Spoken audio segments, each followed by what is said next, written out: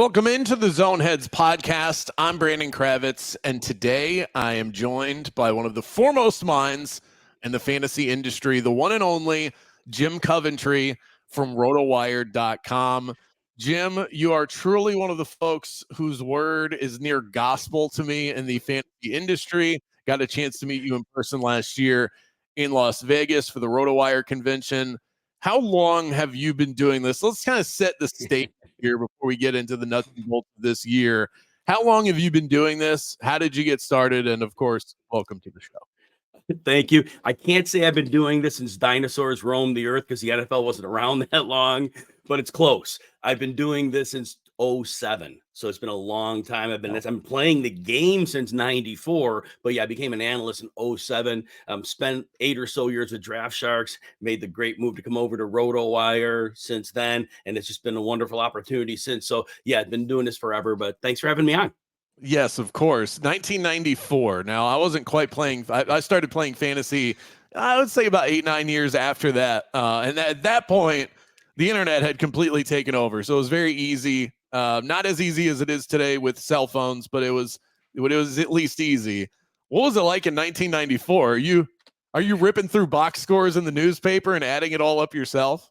Yes, USA Today was the go-to, and we used, if anybody knows what a fax machine is, some people may not have any idea what that is. We would fax like league reports and standings and things like that. It was crazy, but yes, it was so archaic.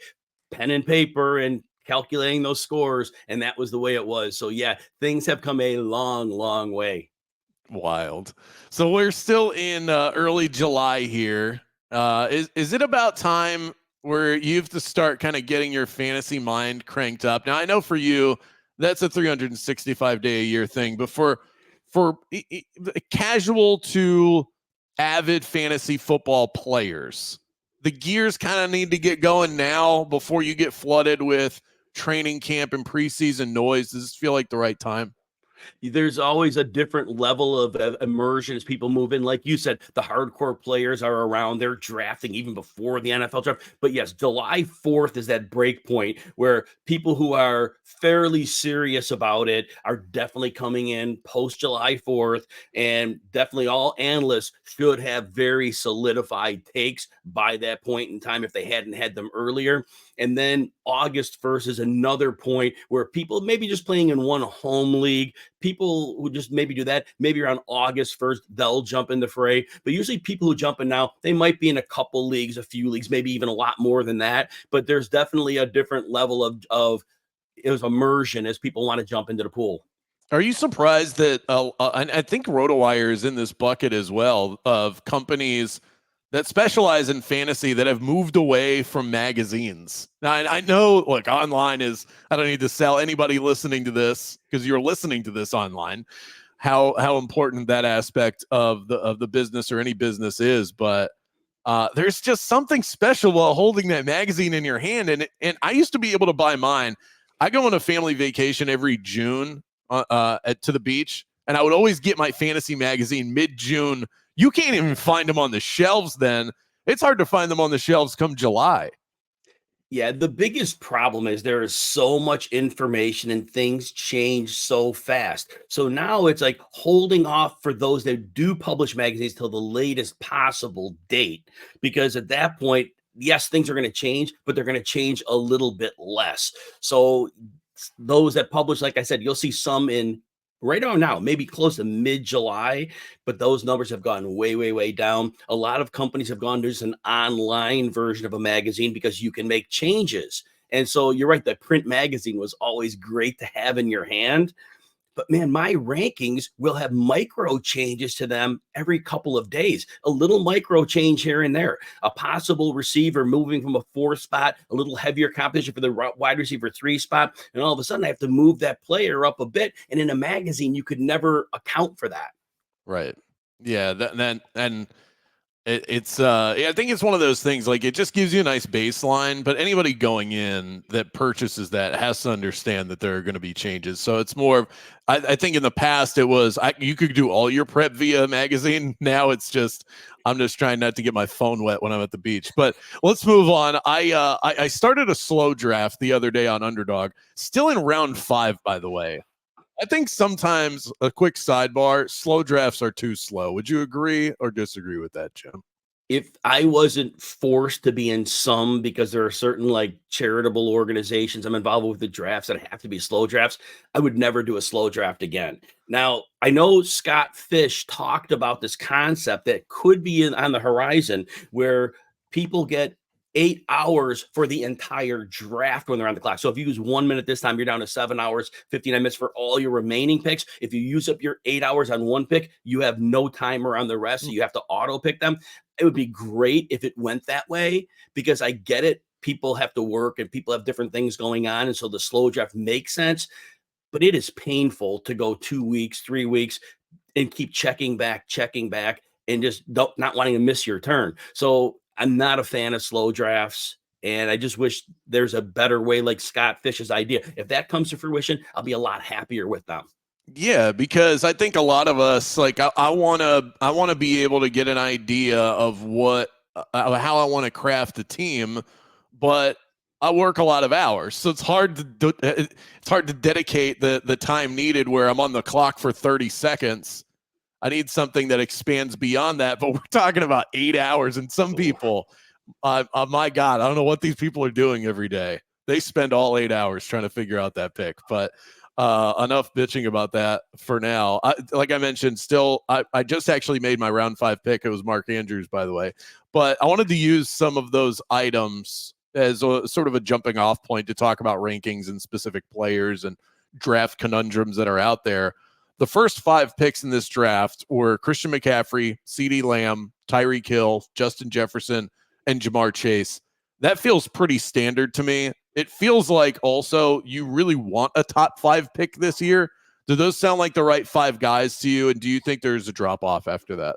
That is the standard 5. So it's very hard to dispute that. There are people that are a little bit nervous with Justin Jefferson because of the potential for quarterback play. Sam Darnold is possibly going to be a longer term starter over JJ McCarthy. Greg Cosell, who was once with NFL Films, I think he may still be, but he's one that I always listen to. And he says, based on what he's heard from Minnesota, McCarthy's a project. He's not ready. And we've seen Sam Darnold. He might have 2 or 3 good games. So Jefferson is a little bit problematic. But here's what I want to give people a little bit of comfort. Last year, in the last 4 games, Jefferson played with a backup quarterback. He averaged 7.5 catches, 119 yards, and a half a touchdown. That's well over 1,600 yards. So he did that with Nick Mullins. So that said, Jefferson, if you're going to take him in top 5, at least there's that. But there are some people that might bounce Jefferson out of the top 5 and maybe move Breece Hall in. That might be a player to move in, or even Bijan if somebody likes him better. But that is the consensus 5.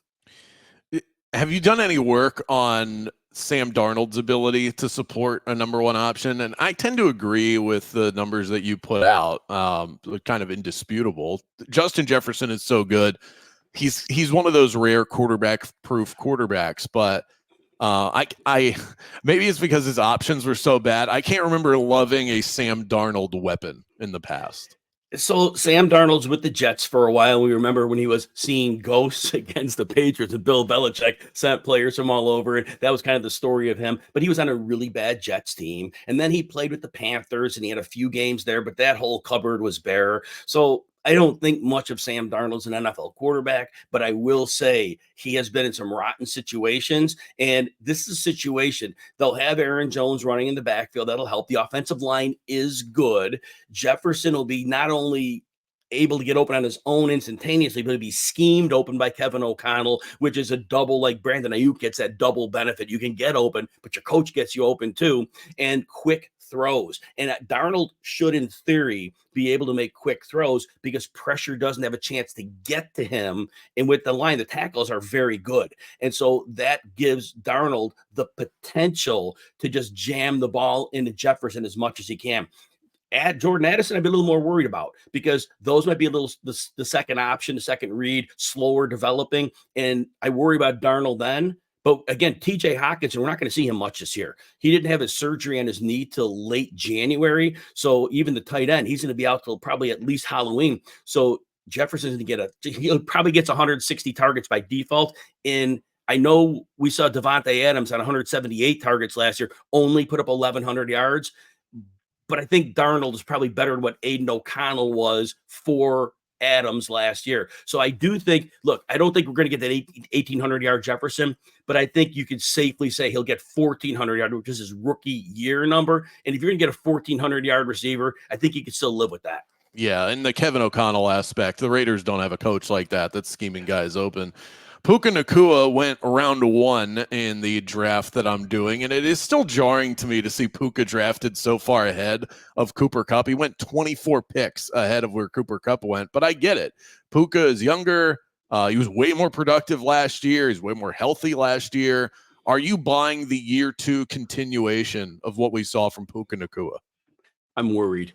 And I'll say this, first of all, Sean McVay, if somebody didn't think he was a genius before last year, there's no more questioning that. Kyron Williams looked like an ordinary at best talent, and Kyron Williams was going off every week. Puka Nacua was a 6th-round draft pick, slow, one of the worst testings you'll see. And he puts up 1,400 yards, the most yards by a rookie receiver ever.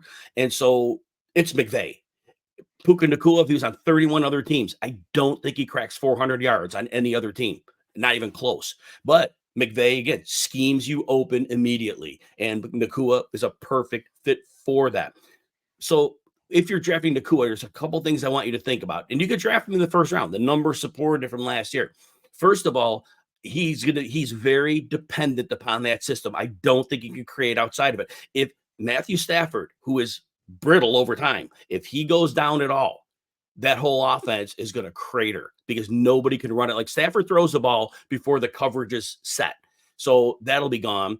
If the talk about Cooper Kupp is true, that he was truly not healthy all year, Stafford is going to lean on Kupp more heavily because Kupp has a 1,947-yard season with him. So if Kupp truly wasn't healthy, which I'm skeptical, he's aging, but if that's the case, and then the other thing was, Nacua takes on way too much contact. There were so many times he was knocked to the ground, lays down a couple minutes.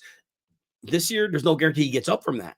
The more hits you take and you're putting yourself out there. So he plays a dangerous style. It could all work out again, but he's going to need all those factors to drop for him to maintain what he did last year.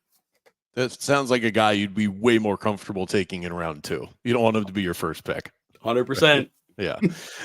Marvin Harrison Jr. is a polarizing rookie. I'm sure you've already spent a lot of time talking about him at this point.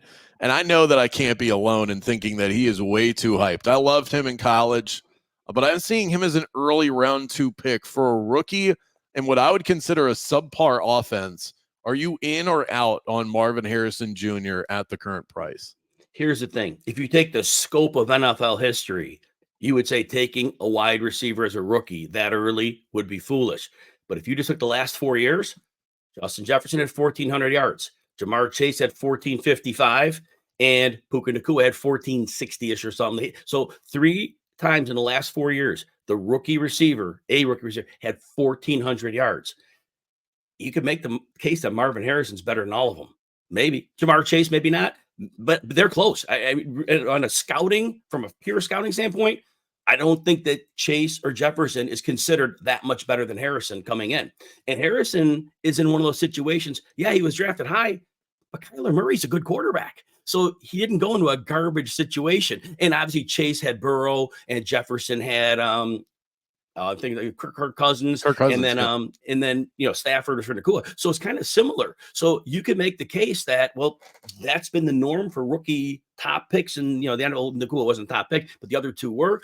That said, there are other players I like a little bit better than Harrison, and he's going within 15 picks of most drafts.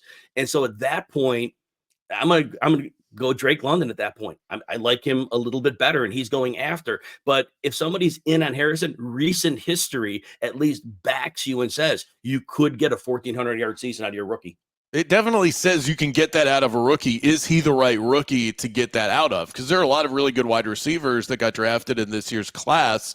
Roma Dunze, he's a crowded wide receiving core in Chicago, but somebody could separate themselves. Keenan Allen's not getting any younger, and DJ Moore has a ceiling.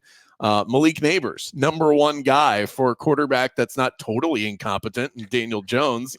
Is there another guy? Now, Marvin Harrison's going to be ranked above those guys, but is there somebody else that you say, a more sneaky pick that could be that candidate, that rookie wide receiver that goes off? So I don't think anybody goes off to the level where we would say like they're going to have the Puka Nacua season. You can make a case for a number of receivers having very good years who are drafted later. I think about somebody like Keon Coleman. Not the greatest prospect profile, but a bigger bodied possession receiver. And look, outside of Dalton Kincaid, the tight end, they got Curtis Samuel, Khalil Shakir, really, really small guys. They got some situational deep threats on the outside. They need a possession receiver, and Josh Allen's going to throw the ball. So somebody like Keon Coleman, you're not going to get 1,400 yards out of him. But where you're drafting him, which is you're probably getting in the 10th round of 12-team leagues, you could get 1,050 yards, 8 touchdowns. That's squarely in play. So it's a player like that who I will definitely consider later because I think there's value there. And again, you're hitching yourself to a very, very high-end quarterback, and that always helps. So old face, new place. We've got a few running backs that fit the bill here and I'm excited about all of them in their own right. Saquon Barkley to the Eagles, Derrick Henry to the Baltimore Ravens, Josh Jacobs to the Green Bay Packers. And I know we have a few others, but those seem like the most hand in glove fit for where they're at in their careers and the offenses that they are entering. Do you want to throw any cold water on any of those, or are you pretty jacked up about Barkley, Henry, and Jacobs? Jacobs is the one who worries me. He had the year where the Raiders turned down his 5th-year option, and he had the career year. It was like 5 yards a carry. His touches were through the roof as a runner and receiver, and he was right at the top of the rock in running back scoring. But if you take the 3 years that surround that career year when he was playing angry and you could tell he was training for a contract, he's barely 4 yards a carry, which is league ordinary. His broken tackle rate, well below average. Yards after contact was almost average last year. Very ordinary back. And now he goes to Green Bay. And they're like, well, Green Bay paid him. Yeah, I get it. Green Bay had Aaron Jones when Jones was young. And Jones always gave up work to far less talented backs. It's an organizational philosophy they've gone with. And then the Packers popped the 88th overall pick on Marshawn White. That's not a throwaway pick. That is a very strong investment in a running back. So to me, their organizational history and their organizational move tells me this is the same committee Aaron Jones was in. So you're not getting bell cow work. And Josh Jacobs, again, good receiver, good at the goal line, but ordinary 4 yard per carry runner. And the line in Las Vegas is very underrated. They were a good run blocking line. Zamir White actually played better behind that line in a small sample than Jacobs did all year last year. So I think Josh Jacobs is going to get volume, and a little bit of volume will at least be helpful. But in reality, I don't think he's close to an RB1. This could be one of the tougher conundrums that anybody faces on draft day. How do you differentiate between 3 Texans wide receivers that it's hard not to love all of these guys? And you can, but you have to come up with some sort of system for who you like better because there's going to be a point in the draft where they're all available. Nico Collins put together a breakout year. Stephon Diggs is that old face, new place, still very talented wideout. And Tank Dell, who might be better than all of them. So how do you separate those 3 guys? Nico Collins is a perfect fit for Bobby Slowick's offense. That offense is predicated on getting a wide receiver like horizontal, but more of a diagonal, more like diagonal to get you open quickly and into space. And also those are over the top and underneath. And Nico Collins is a master at running those routes, and his run after the catch ability skills are exceptional. And so Collins is the perfect player for the scheme. He is the clear number 1. But the problem is with Collins, he's missed significant time in each of his first 3 years in the league. That's a track record already. And so there's that. If he's going to miss 4 or 5 games, that's problematic for a player going to pop a draft pick on. Stephon Diggs he's not going to get the 160 targets that he got in Buffalo. 100 is going to be high end because even Collins last year, 109 targets, and he missed a couple games. But this is not a high volume passing attack. Again, this offense comes from the 49ers tree. They are going to run the ball. They brought in Mixon. They're going to run some. And how many targets are there? Now, so Diggs is going to probably be second in targets because you get him ticked off. He's going to whine and cause cancer on the team. You don't want that.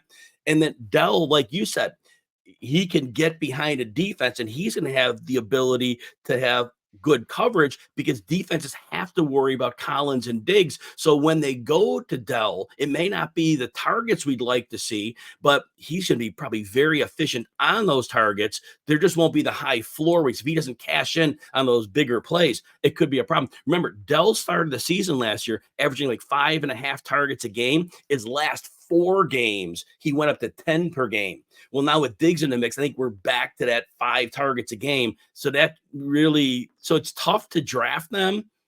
If you're going to take the risk on injury, though, Collins could go through the roof. Interesting. Yeah, if one of those guys, you draft one of the guys that doesn't get hurt in that trio, and you're in the money, but you might need an injury. Last thing for you, and then I'll cut you loose. Last year in Vegas, you were the guy that sold me on Anthony Richardson. Now the community is back in on him. He's a top 6 consensus fantasy quarterback. Are you back in on Anthony Richardson after the injury that he sustained in his rookie season? And it wasn't just the injury. 4 starts. He didn't finish 3 games. Concussion ones. I may have been 2 actually, and then the shoulder injury. So what do we do with that? I mean, that was his track record in college too. So here's what I'm telling people.